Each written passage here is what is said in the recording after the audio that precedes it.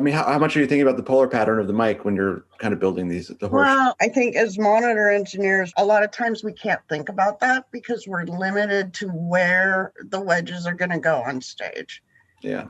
And the center of the stage is not an ideal place for the singer to begin with. Yeah, you know, Yeah. so I would rather them be off in a corner on the side of the stage, but that's never going to happen.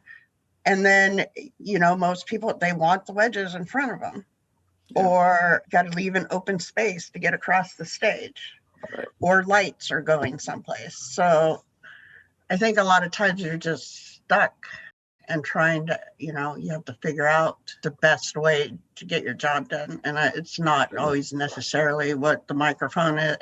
You might want to use a certain mic, and the artist is married to something that just sounds terrible, and you have to try to use it every day, right? So that happens a lot, right? I mean, I think we often don't have a choice. In what's going on. So a lot of times we're just limited that this is where they're going and this is the microphone you're using. And then if they're really picky, these are the wedges I want to use. And maybe none of that stuff even complements each other or even works together as a team, right?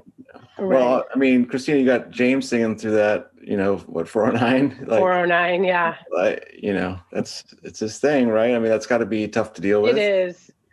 Well, they all sound different, you know, and they're going to maybe last a couple weeks if you're lucky before you have to start getting down into, you know, number 2, 3 microphones. So yeah, they were finicky, and he was willing to try something else for the last tour cycle. He really wanted a condenser, and Steve and I, the front of house guy, were just like, oh, no, you're not Whitney Houston.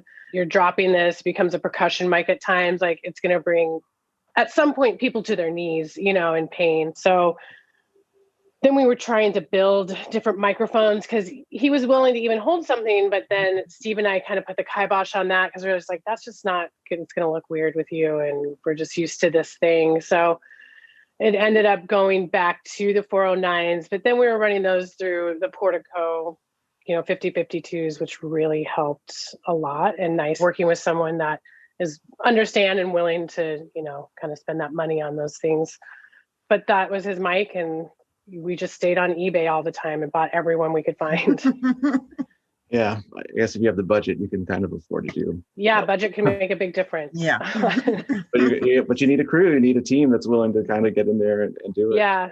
So, well, and we would go into rehearsals for probably, you know, 3 months at a time. So we were also afforded the time to get everything to work and to, you know, play with different scenarios and setups to make everyone happy and life easier. Yeah.